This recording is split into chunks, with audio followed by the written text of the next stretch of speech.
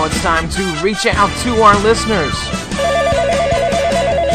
Line up, ladies!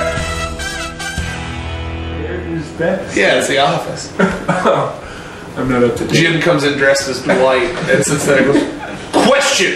Which bear is best?" Dwight goes, "That's a matter of..." Jim goes, "Wrong. Black bears. Bears eat beets. Bears beets Battlestar Galactica." He goes right to work. I'll make sure I call it right. Bears, Beats, and Battlestar Galactica. Bears beets Battlestar Galactica. Remember, I think it was in the first season where they hide that one guy's phone in the ceiling. That's probably Dwight. Alright, you guys ready? No? Oh, you're gonna do it? No, it wasn't Dwight. It's like the skinny guy with black hair. He came in, he's like, "Yeah, I made this ringtone myself." Okay. Ready to go. Ready to go?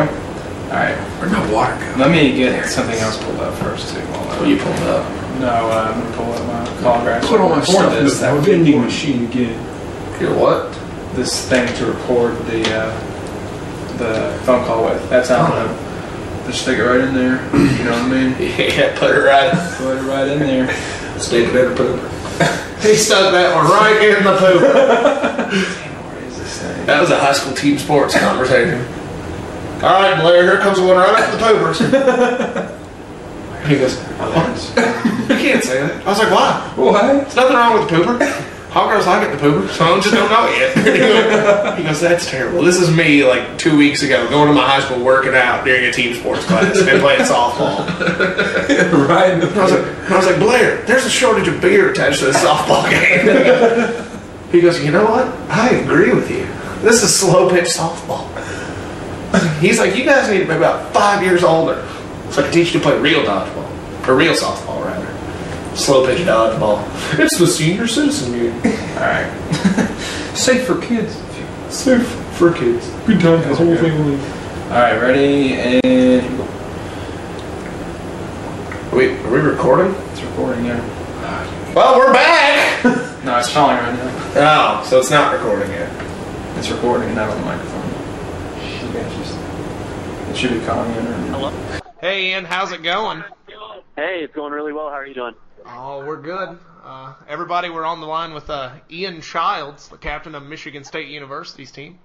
And longtime listener of the podcast. Well, that's the best kind of listener. It is the best kind Long-time of listener. listener. Yes. First-time caller. That's actually the first thing we wanted to talk to you about was your loyal listening habits.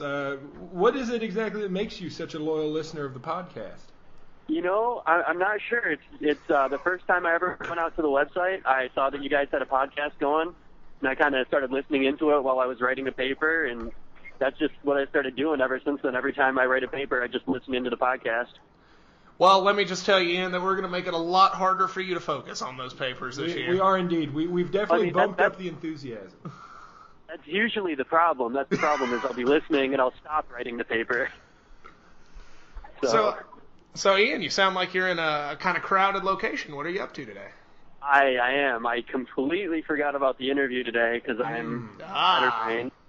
And I'm actually in line. Well, I'm away from the line right now, but I'm waiting for a concert, and it starts in like an hour and a half or so. Oh, what concert is it? We're getting ready to see Blink-182. Oh, so you blew us off for three old dudes who played a punk band. All right. Yeah. I can dig it. Understandable. Yeah, we were in the car. We're in the car on the way down here, and I go, oh, geez, I need to text them. Yes, you should have seen it. Josh Raymer's gigantic head was red as a beet. It was a good one. He actually looked like a regulation NCAA dodgeball. It was as if he was doing an impression. Yeah. Well, that gets us back onto the dodgeball track. We wanted to talk to you a little bit about your experience at Nationals last year.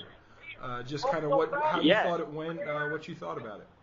Oh, man, I thought the Grand Valley did a spectacular job. It was, my first Nationals was at Ohio State the year before that, which was really fun. Ohio State did a good job. They were pretty hospitable. But Grand Valley just, everything they do for dodgeball is a way of life out there. So they just went above and beyond for us, I felt like. I don't know, it was just great. I loved it. And, they have professional photographers going around taking pictures. They've got water free for all the teams. They've got food coming out. They're really organized, I feel like, especially with some of the issues that came up, teams not showing and stuff. I just thought they did a really nice job. Well, segueing that, what do you think Nationals are going to be like taking the big stage in the Windy City in Chicago? Chicago, home of the Cubs and Bears. Is it for sure going to be at DePaul this year? I hadn't heard. It will indeed be, yes. It will be. That's awesome. I love the guys at DePaul, so I'm really hoping it's just as much fun. You know, they're like the most fun team to play against, so I'm pretty sure they'll do a great job too. So I'm excited for DePaul to host. Oh, we here at Average Joe's are equally ecstatic. We are. Yeah. So in addition to Nationals, how are you feeling about your team's chances for Nationals this year? You know, I feel really good about our chances. Last year, you know, all the pieces of the puzzle weren't quite there for us. We had a lot of guys that would always practice with us, but they were never free to travel. You know, things like that would come up. But we have a really good core of players, and, you know, all it's going to take is, like, solid recruiting this year right before school, and we should be okay. As long as I can get everybody on the same page working together, I think, you know, we're a team that can go toe-to-toe with just about anybody in the league. That was something that I thought that you guys did really well, is you were really on the same page. You got a really polished kind of sense of the fundamentals. Can you tell us a little bit about, you know, what practices are like, you know, how you get everybody on that same page? Well, I mean, practices, we usually just have one big practice. We'll just split everybody off, you know, 2 separate teams, and we really try to get everybody working together. We actually started implementing call signals that we would start using last year, just, you know, certain stuff you say on the court to get everybody's attention so everybody's on the same page. They all know what's going on. You know, obviously everyone's calling out cross courts, but it goes a little beyond that. You know, we've got certain numbers we'll call out when we're trying to do certain things and, like, you know, just make sure everybody's paying attention and covering each other. And it seemed to work pretty well. Like, I know it served us pretty well at Nationals. We hung in against Ohio State really well by using our signals. And if we didn't have those, it would have been a completely different story. So that's the biggest thing with our practice.